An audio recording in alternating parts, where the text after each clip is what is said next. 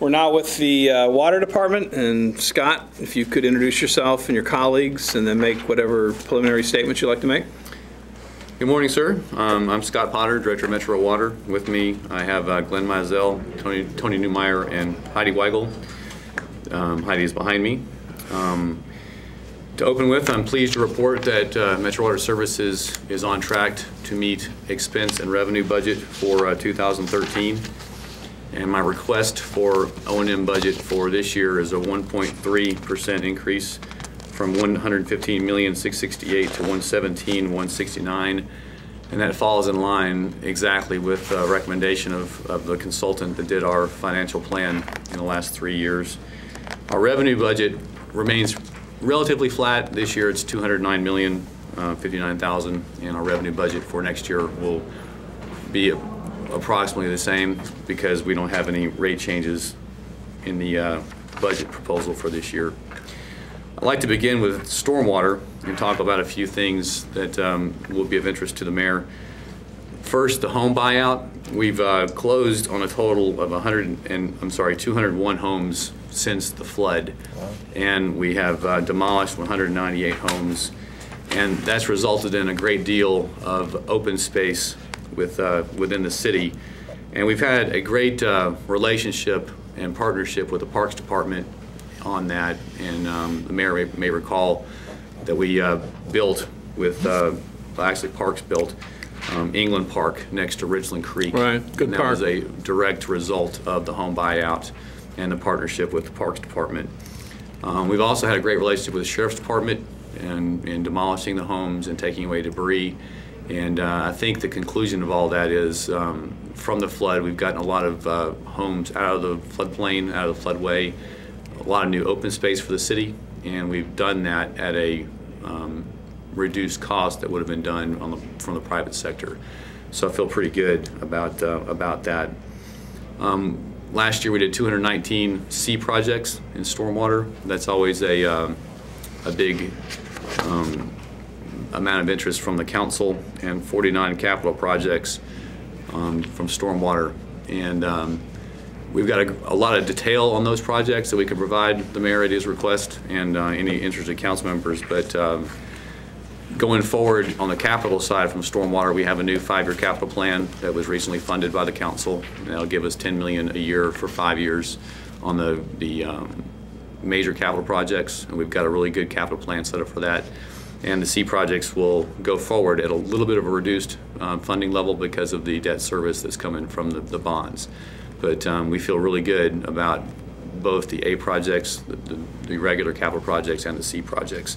I mean, just so for the viewing audience understands, and I mean, Councilman Stein is here, and this has been something the council has been interested in, but during the first term, we enacted a stormwater fee for the first time in Metro, which allowed the city and the water department specifically to move forward with stormwater projects that had been building up for years and years and years.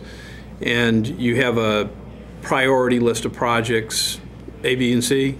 Well, actually A and C. Originally we had the B projects that have really fallen into A projects in the priority list. And we call them A and C because that's just kind of what we called them in the beginning. But realistically, A projects are capital projects that build new infrastructure, and C projects are maintenance projects. So when the fund first started 4 years ago, you were able to, with working with Rich, issue bonds that allowed the projects to move forward using the revenue that's generated by the fee. And then this, maybe 3 or 4 months ago or less, we did additional bonding. Yes, sir. Authorized another $50 million. Another $50 million over the next 5 years for sort of the A-related projects. Yes, sir. That's correct. That'll fund 2014 and 2018. Yeah, okay. Not the cleaning out a ditch and things of that nature. That's which correct. Are sort of the C new projects, infrastructure. Yeah. So things have that has gone very well, is my sense of it. Yes, sir. It has gone really well. I mean, the flood provided a bit of a bump on doing projects, but all the projects that we've done, I think, have been very successful. One of the things we've done is go back and see how the projects perform during major rain events, and we've got really good video to demonstrate the before and the after. I was actually on a site earlier this week that is going to alleviate a chronic neighborhood flooding problem that required significant capital investment. And a good way to visualize that is one of the pipes had to be installed 23 feet into the ground. The original installation was corrugated metal pipes, and they had completely failed. And each major rain event, the small inlet would back up and it would flood significantly in people's backyards. And as a direct result of the capital of the stormwater fee and the capital funding associated with it, we were able to do a very serious and significant project to correct that. Very good. Continuing with stormwater on the budget, we essentially we're at status quo. The revenue is tracking almost exactly into history, and the expense is tracking to history. The only change is the increase in debt service to cover the bonds, and everything else is status quo. So I feel really good about where we are in the budget, and I think we're providing a really good service with the funds that have been allocated. Now we're going to transition to water and wastewater, and just to kind of give the mayor a reminder of the scope of how much water is treated on a daily basis and on an annual basis, and the customers' bills and things like that. On an average day, we treat 100 million gallons of drinking water, and we distribute that to the city. And on an average day, we treat 160 million gallons of wastewater. The reason those numbers don't match exactly is that downtown we have the combined system, that we capture most of the rainwater that falls on the urban core, and that's treated at the central wastewater treatment plant. So we treat more water to the river than we withdraw from the river, and I think that's significant. On performance results, really significant accomplishment this year. At Whites Creek Wastewater Treatment Plant, we've eliminated any sort of chemical on site to treat the wastewater. That falls in line with our plan of risk reduction at our plants, and that was the first plant we did that. We transitioned to ultraviolet disinfection. It's been very successful and has significantly reduced risk, and we're going to continue to do that at the other plants.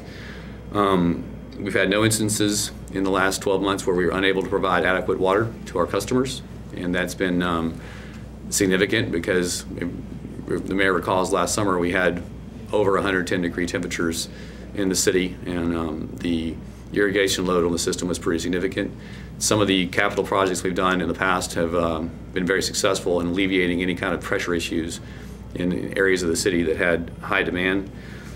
Taste and odor complaints were non-existent this year from the summer and the, once again, extreme temperatures.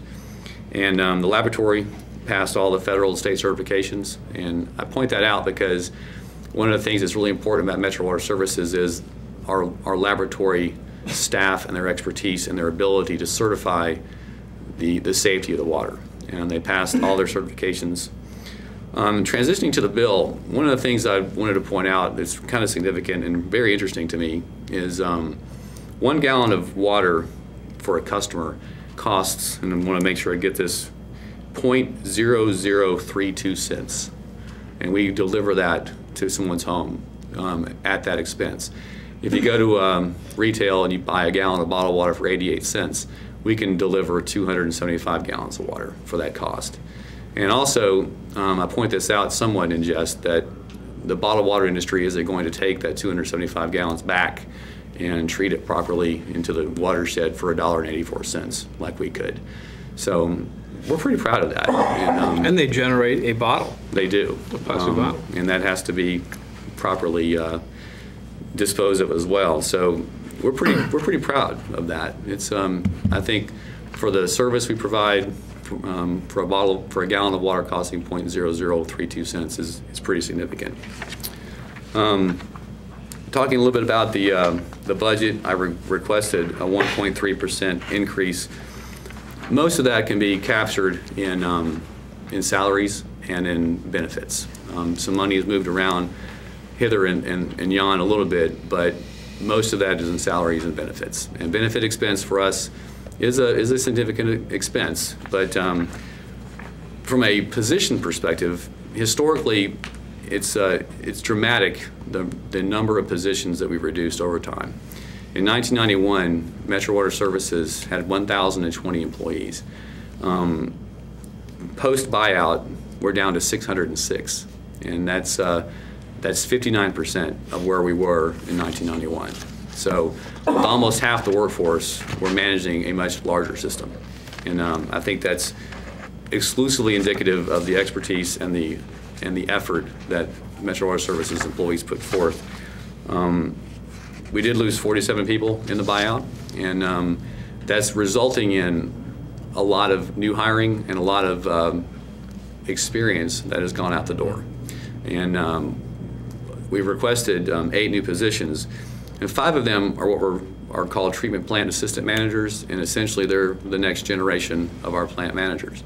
And that's an example of the replacement of a lot of the experience that has left the department in the last 5 to 10 years.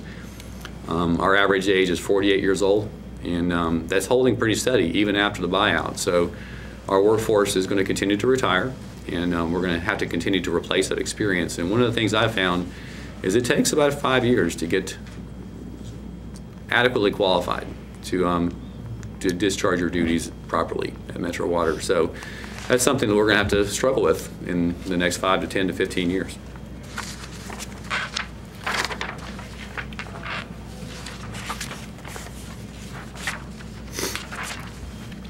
I did mention that we do have some slight changes in our budget. A good example that I'm sure you're hearing from everyone else is fuel expense, fleet expense. We get spectacular support from fleet, but they can't control the price of gas, and that's a pressure on our budget. And insurance is always a pressure, and IODs are always a pressure. And we're working hard with Metro HR to reduce our number of IODs and to manage them better. But that's something that historically has been an expense that we've had to manage, and we have to continue to manage aggressively to keep those costs under control. We have had a couple of successes on decreasing the budget, and the first one that I want to do a little bit of marketing is our electronic bill presentation and payment. It's essentially you can pay your bill online. We've had about 15% of our customers transition to that, and that saves us presently $15,000 a month. And that's our direct cost to print and mail that bill. So that saves us right now $175,000 a year, which doesn't sound like a whole lot of money, but that $175,000 doesn't capture all the costs of mailing that bill, because once we give it to the Postal Service, they have to drive it to the location, put it in the mailbox and things like that, and then they have to send it back to us by the mail as well. So if we can encourage folks to sign up for our Web Connect, then we can reduce a lot of costs and make it a lot easier to do business with us and get their bills paid on time. It's completely automatic. All you got to do is log on to our website and sign up for it, and it saves money for everybody. I think it saves time. So a little bit of marketing, but I think it's a good service that we provide to the citizens. And then finally, I want to discuss the biosolids facility. And this is something that we've been working on for a long time, and really good data point is this. If you compare the last 50 months, we spent $3.2 million disposing of the last remaining solids associated with wastewater treatment. If you look at the same 50 months prior to that, we spent $11.3 million. So that's $8 million in O&M expense that disappeared as a direct result of the biosolids facility.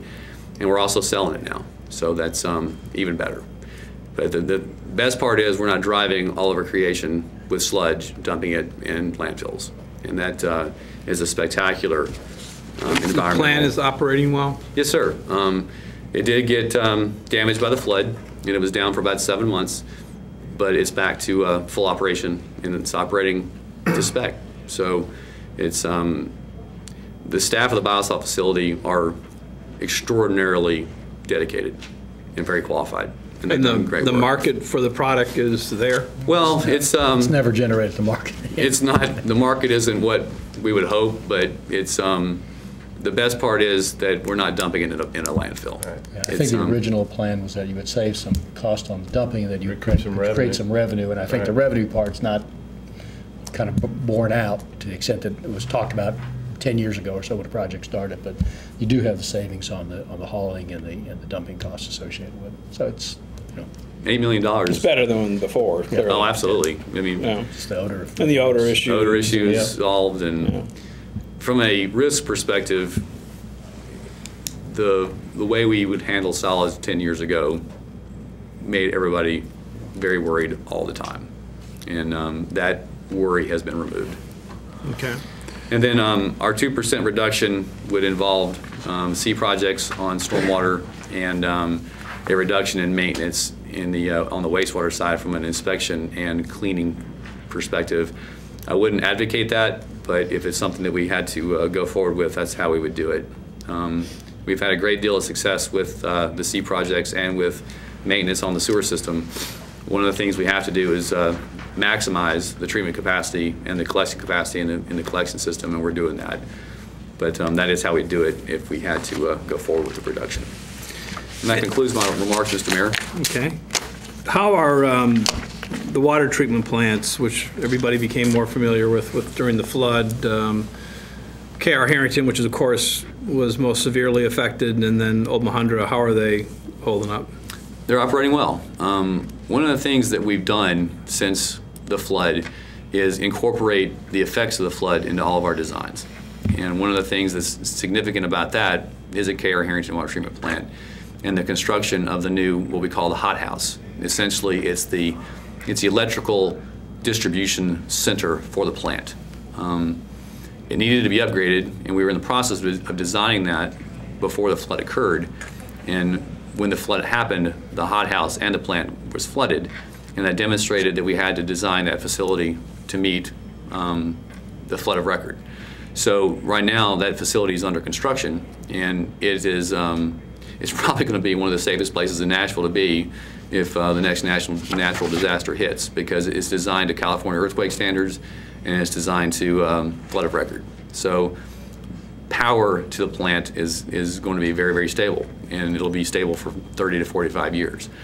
Mahundra is she's a beautiful facility. I can't capture how reliable that plant is as a direct result of the efforts of the maintenance facility people out there. But it's older, and it's getting one day older every day.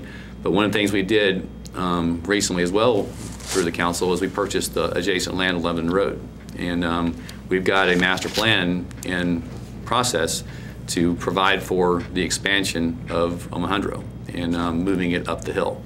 In the next 50 to 100 years, Mahundra will be transitioned from its current location up the hill, completely out of the floodplain, out of the floodway, out of danger exclusively, and we'll have a state-of-the-art treatment facility that will serve the needs of Nashville for the next 100 years. But getting that land was key, and I sincerely appreciate the council's approval of that, because it removed the other significant risk to the city, and that is access to the river, and we couldn't have picked a perfect spot. It was amazing that that land became available. Okay. And can you talk a little bit about your work with flood protection for the city? Sir, we're working with the Corps of Engineers closely. We have been since the flood to do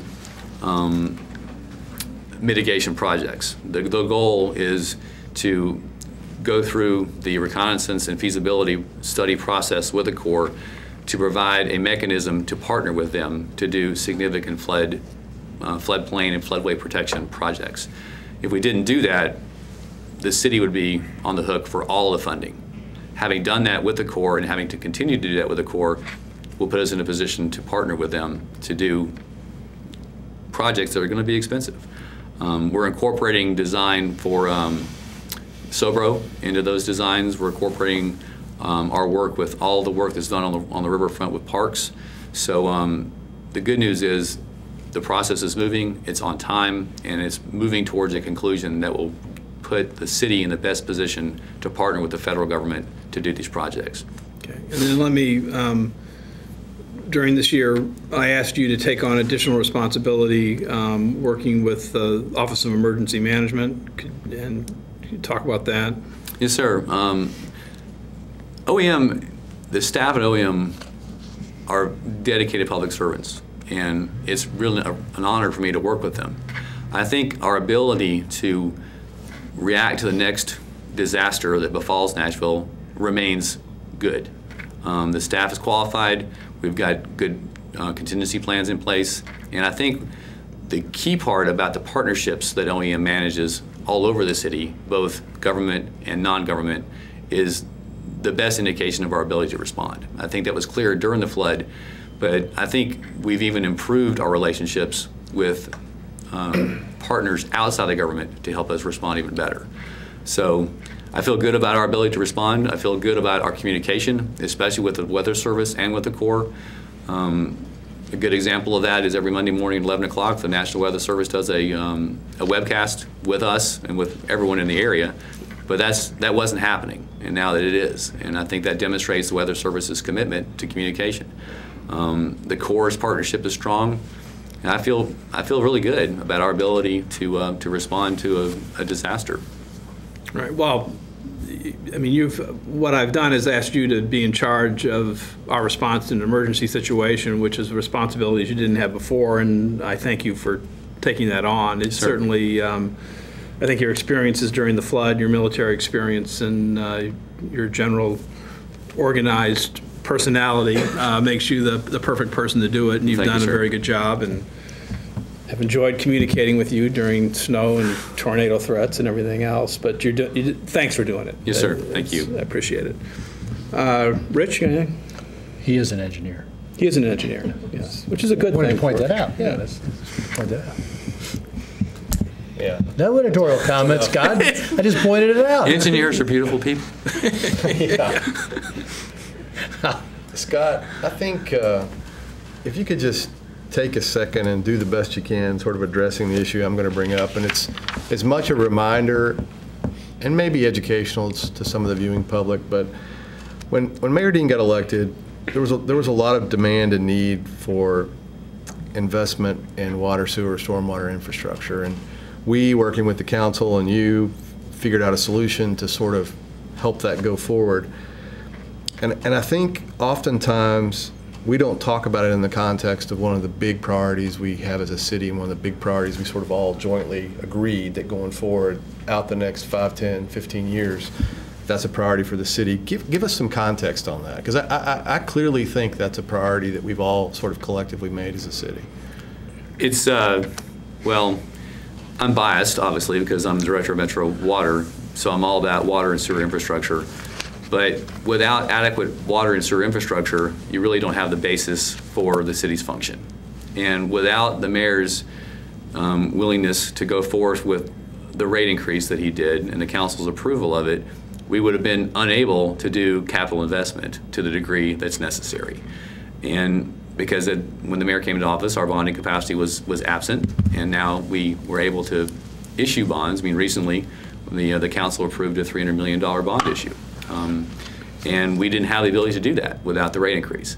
So having the ability to do the adequate capital investment in the infrastructure, perfect example is earlier in my remarks I talked about meeting demand. Right. A normal day today, let's say January, February, is 75 to 80 million gallons of water.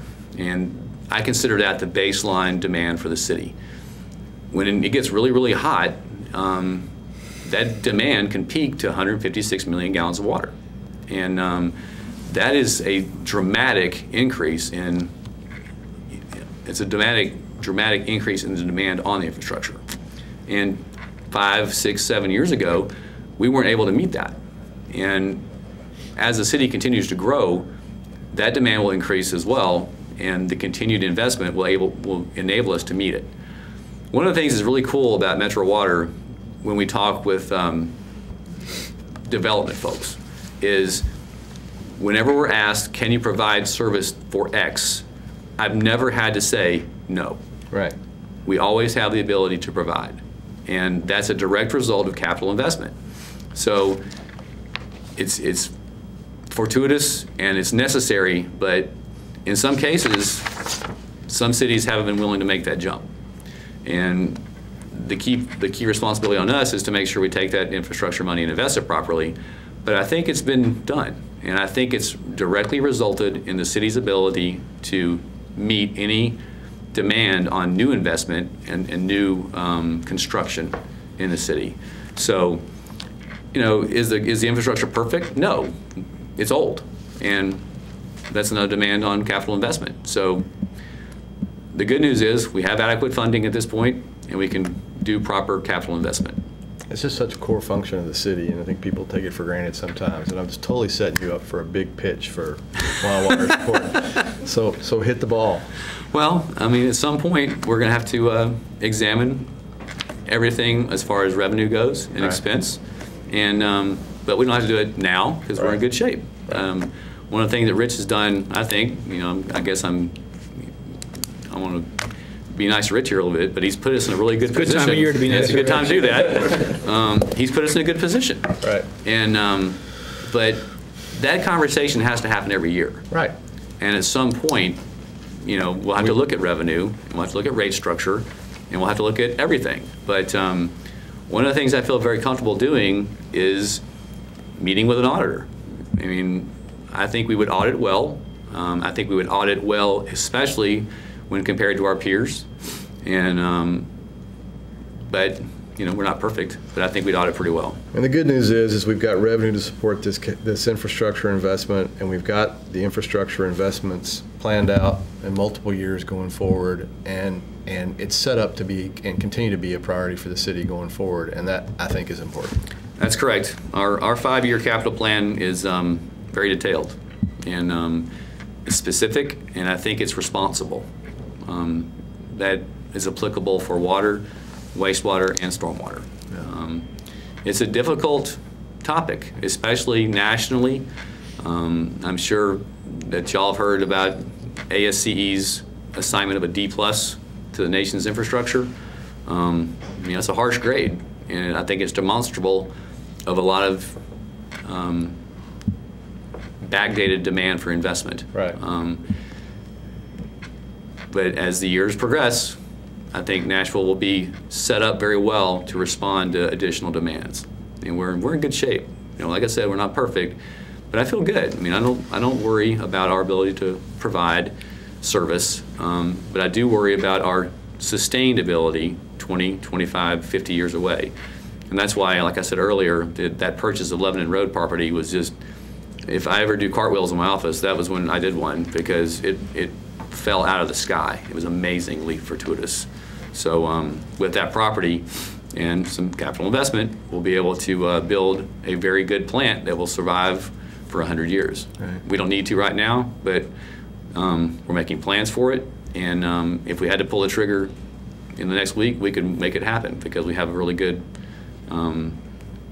starting plan from which to begin. So the good news is there's nothing that is pressing right now. We've got a good, stable approach, and I feel really good about where we are. Well, it's a good way to conclude this hearing. Good work, and our compliments to the entire department. Thank you, sir. On behalf of all the employees of Metro Water, I appreciate that. We have a lot of really cool people, work really hard. They're qualified and they're dedicated, and I enjoy working with them. Thank you.